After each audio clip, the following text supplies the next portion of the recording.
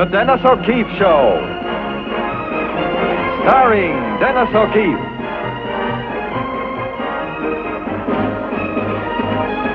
In All Around Town. Also starring Hope Emerson, Ricky Kelman, Eloise Hart, Eddie Ryder. Brought to you by Oldsmobile, in behalf of your local authorized Oldsmobile quality dealer.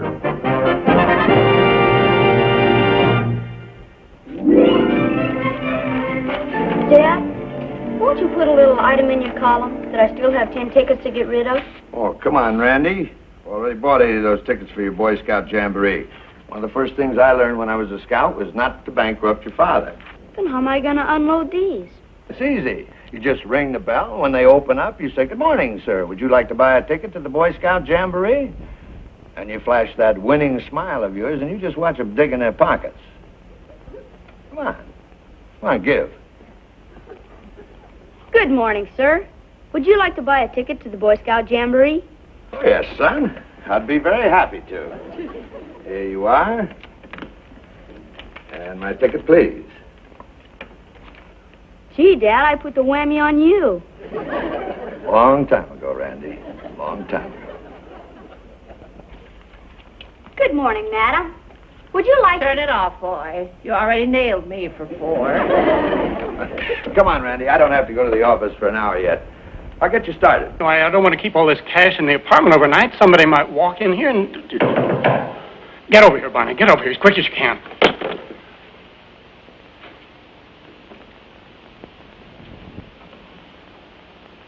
Oh, good morning, sir.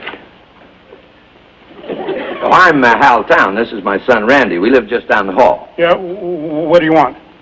Well, we're selling tickets for the Boy Scout Jamboree. Likely story. You never take no for an answer. Get out of here. Get out of here. Take that midget with you. Don't let it get you down, son. He was probably drummed out of the Boy Scouts. All that money he had on him.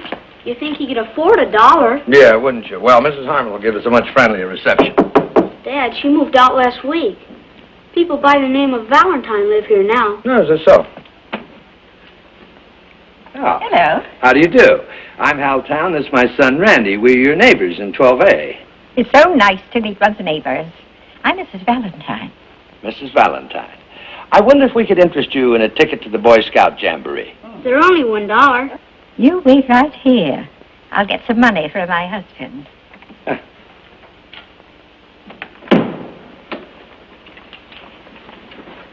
Julius, there's the nicest man and his son outside. They'd like us to buy a ticket to the Boy Scout Jamboree. It's only $1.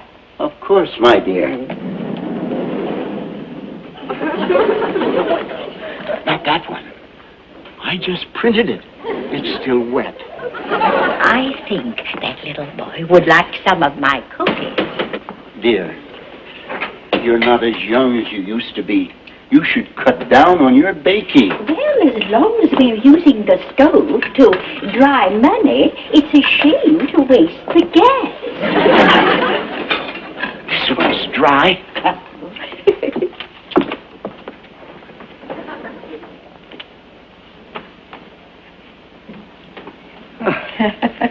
I'm sorry to have kept you waiting. All we have are $5 bills. Oh, that's quite all right. There's a change right here. Let's see. There's your $1, Randy. 1, 2, 3, 4. And there is your change, Mrs. Valentine. And here's your ticket. Oh. These are for you, Randy. They are? Thanks a lot. Oh, fresh cookies. Oh, don't forget, that ticket is deductible. Sarge, the man in the grocery store says you gave him that bill. I say again, Mr. Pulaski, I don't care if you are with the Treasury Department. Oh, Sarge, wait a minute. Dan's not calling you a counterfeiter. All he's saying is that you're the one that passed the phony 5 to the grocery clerk. Henry, I never thought I'd live to see the day that you'd hang a bum rap on me. I'm quitting. Now, wait a minute, Sarge. You're not quitting. What's the matter with you, Dan? How can you offend it like that? All Dan wants to know is who gave you the phony 5 so he can throw him in the clink. Now, think. Who gave it to you? You gave it to me. Now we're getting some... Oh, she's right. Yes, I did give her a $5 bill. But I also gave you 2 10s. Now, come on, Sarge, tell the nice man. Where did you spend your money? Who gave you some change? Well, I took a cha-cha lesson for $3. I made a down payment on a yacht. And I blew $10 in a beauty parlor having my hair dyed green. You talk to her, will you? No, not even if she's printing the money herself. There's only one Sarge, and I'm not going to lose him. Say, Dan, there's a very slinky character lives down the corridor here by the name of Beckwith. He could be the fellow you're after. Henry, the Valentines brought more cookies for Randy. Oh, all right. Mr. Tom, I just finished this book. I thought maybe you'd like to read it. It's very good. Oh, thank you very much. Your hobby is your happy. Nice title. Oh, I beg your pardon. Mr. and Mrs. Valentine, Mr. Dan Pulaski. Oh. How do you do? How do you do? Hey, I sold all my tickets except these 4. Boy, that smile gimmick really paid off. If those are your last 4, Julius and I will buy 2 more. You will? Gee, thanks. 2 ones, dear. Yes, sir. Here you are, son. Thank you, dear. I'll take your last 2, son. Wow, what a day. I've only got a $10 bill. Can you change it? Oh, I can.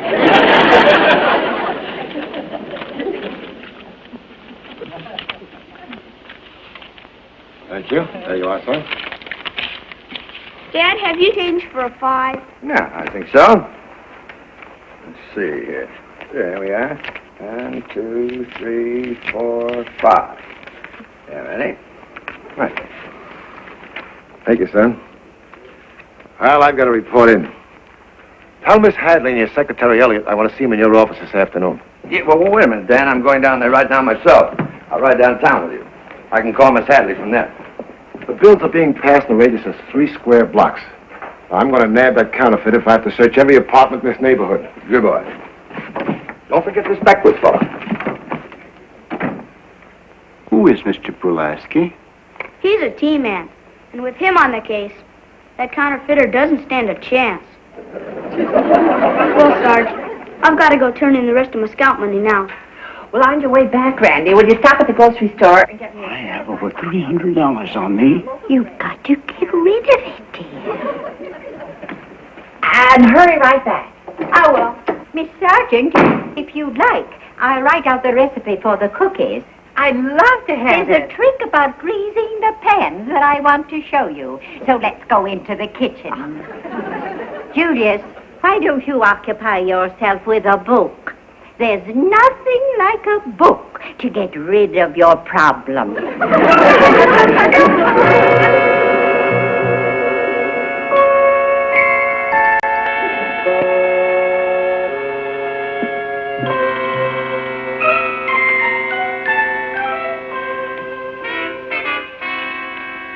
Firmly resent being implicated in this ugly counterfeiting mess. I have a family name to uphold. Now, stop getting your Phi Beta Kappa in an uproar.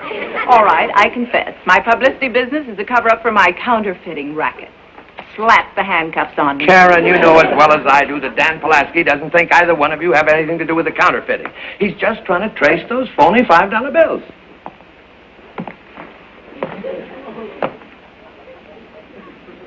Well, you're late. I guess I am. Would you like to know why I'm late? Oh, yes. I was detained. Oh. At the city jail for trying to pass this phony $5 bill. You know, Julius, this convertible printing press is such a clever idea. It's a shame you couldn't exhibit it at the home show. It is too bad. But I don't have my invention patented. And I'm afraid some fella might steal the idea. Well, anyway, I know what a creative person you are. And you're very creative too, dear. This is a magnificent piece of work. Oh, it was my first fling at needlepoint.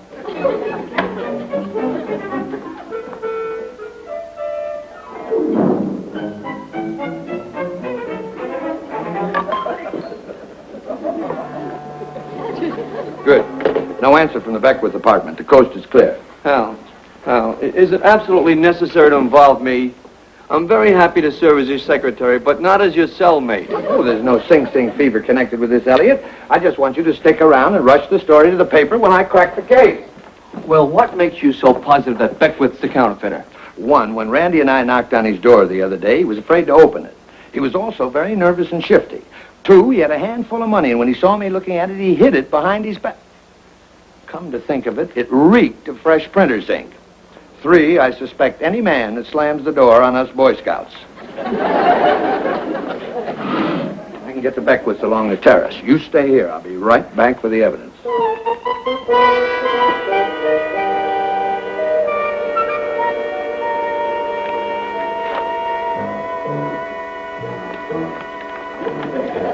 Oh, look, Julius.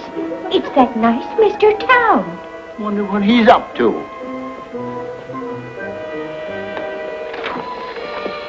Crawling through Mr. Beckwith's window. He's a burglar. He doesn't look like a criminal type at all. And it just goes to show you, dear, that appearances are deceiving.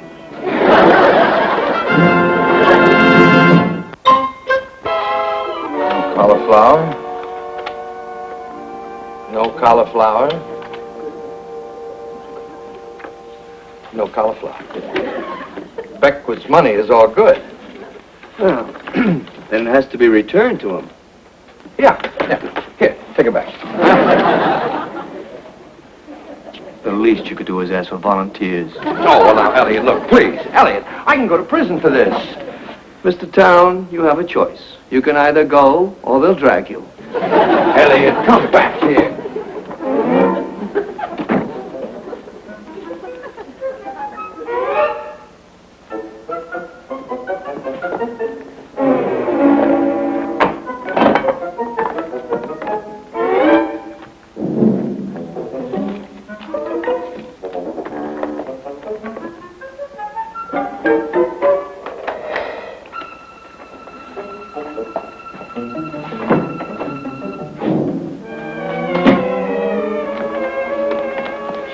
Good evening, Mr. Town. I was just taking these cookies to Mr. Beckwith, but perhaps you'd like them instead. Yeah, well, I don't think...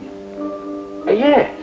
Yes, well, thank you very much, Mrs. Valentine. You're welcome. Mrs. Valentine, I wonder if you'd do me a little favor. I'd be glad to. Would you return this to Mr. Beckwith for me, please?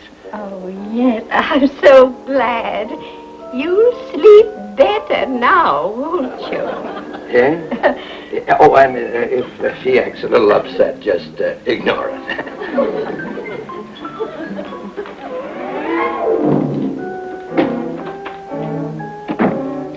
I wonder what he stole.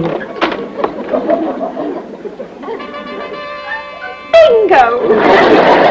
Julius, turn on the gas. I tell you, I'm innocent. I got it at the bank. That money was real. Hey, Hal, I caught the counterfeiter. He tried to pass off some phony money on Mr. Wang Li here. Beckwith? I tell you, I'm not a counterfeiter. I'm an antique dealer. Yeah, loaded with phony money. Come on. Good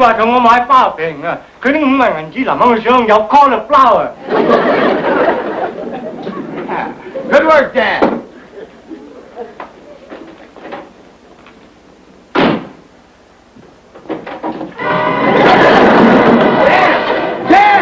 I looked at the money in that box myself. It's good. Dan, you're hanging an innocent man. Good morning, Mr. Town. Conscience all clear? I'm taking these cookies to the Anderson children. They love them. Oh, fine. Dan! Dan!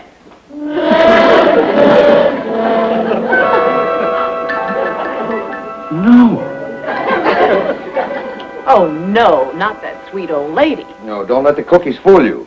She and Julius are the cauliflower kids, all right. I can't believe it. Well, all I know is that when I gave Beckwith's money back to him, it was legal tender. And the bills that Emily gave him were as phony as a $50 mink stove. Well, what's your next move, Sherlock? You going to stick your friend Dan Pulaski on them? Well, no, not quite. There's a slight chance that I might be wrong. What I've got to do is get into their apartment and find the printing press and the plates, and then I'd know I was right. Hello. Yes? I'm Miss Provost from the assessor's office. I'm here to appraise your furnishings. May I come in? Of course. Thanks. This lady is here to take inventory, dear. If I'm in the way, just tell me. Let's see, apartment 12E. 3 cushions.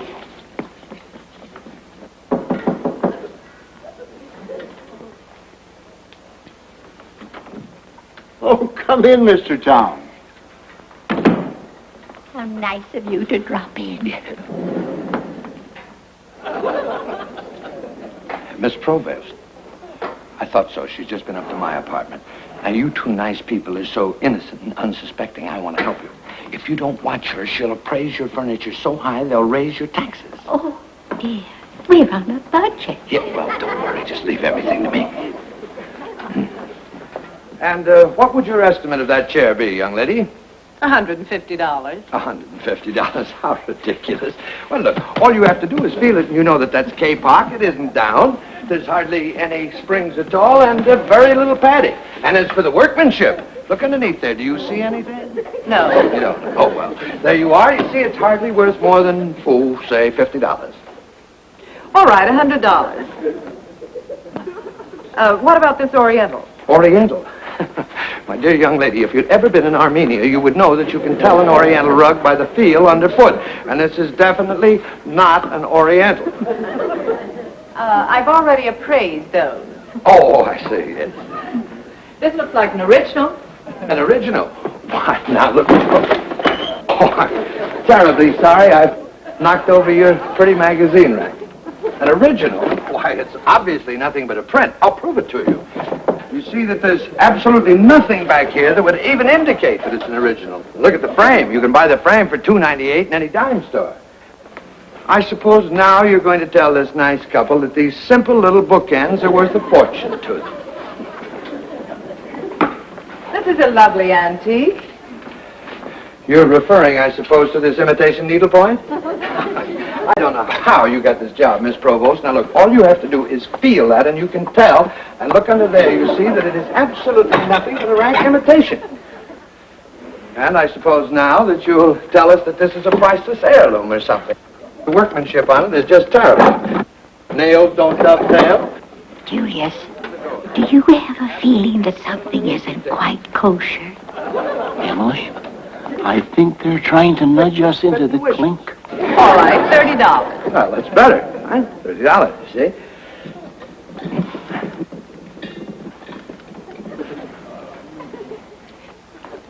Oh, miss, Yes, Mrs. Valentine. we do have a rather urgent appointment. Oh, I'm finished. Thank you. Well, under the circumstances, I did the best I could, but I do think that I saved you a little money. Oh, you were very kind. No, not at all. Well, goodbye. Goodbye. You're making phony money. You've got to have a printing press and plates. And we came up with neither. Ow. Well, they're in there somewhere. I've got to find them. Because of me, an innocent man's in jail. It's a small place, and we looked everywhere. Not everywhere. What was that picture? Do you remember The Lost Weekend? Where did the fellow hide his jug? In the chandelier. In the chandelier, right. The Valentine saw the picture, too. I'll bet you that's where they are. Julius, now that we know Mr. Tao suspects us, he may be back with the police at any minute. Pack these plates in your valise, dear. All right, I give up. How did it happen? Oh, we see... Don't tell me. I'd rather not know. Relax. Unclench your fist. Oh, thanks. This I don't need. Hey, wait a minute. Wait a minute. Julius's book. That's how I'll get back into the apartment. I'll return it to him. I've got a better idea. Stay here, read it, and keep out of trouble. Don't never mind about that. Just call Pulaski. Tell him to get over here and collect his counterfeiters. Who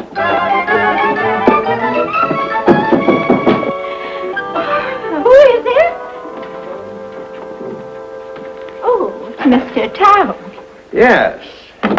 I've been thumbing through your book, and I've found something very interesting. I'd like to discuss it with you if you don't mind. The jig's up. He's found the money.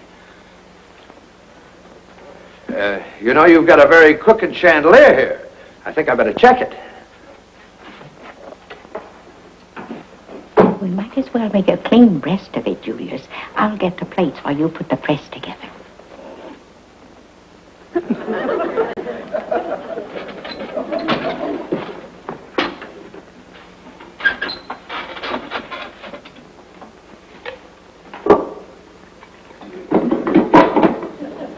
Well, what are you doing? I'm putting the press together for you. Oh. The press. Here are the engraving plates. The engraving plates? We know when we're licked. Oh.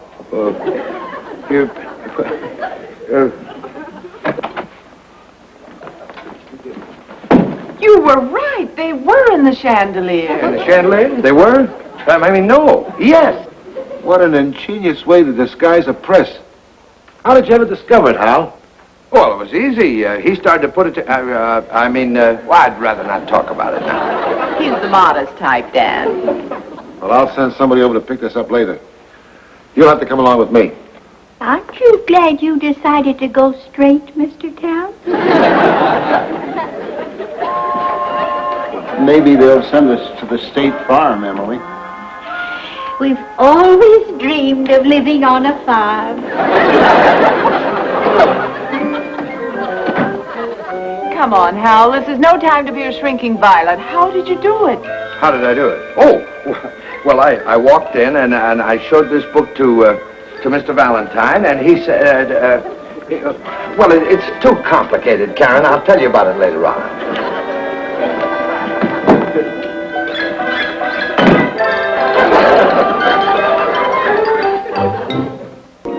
So Emily and Julius Valentine will live out their years on a state farm, happily ever after. That's a wonderful column, Henry. But you're just a little fuzzy on how you got the Valentines to confess that they were the counterfeiters. Yeah, Dad. What did you do to make them hand over the press and the plates to you? Yeah, what did I do? The press and the plates? Yes, go on. Well, I don't like to brag about these kind of things. Since when?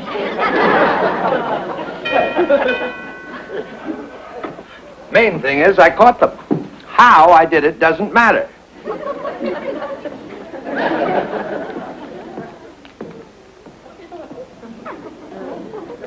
walked in, mentioned the book.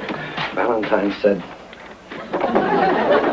Good morning. I'm Mrs. Pisano, your new neighbor. I just moved into apartment 12E. Oh, the Valentine place. Yes, I bought all their things. Rather dusty. Oh. I hate to bother you, but I need some change to tip the housekeeper. It seems all I have are $5 bills. Oh, I think I can help you out there, Mrs. Pisano. Oh, it's certainly nice of you. 1, 2, 3, 4, 5. There you are. Thank you very much. Not at all.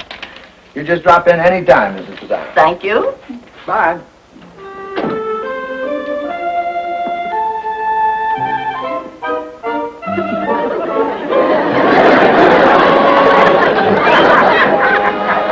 Here, Sarge.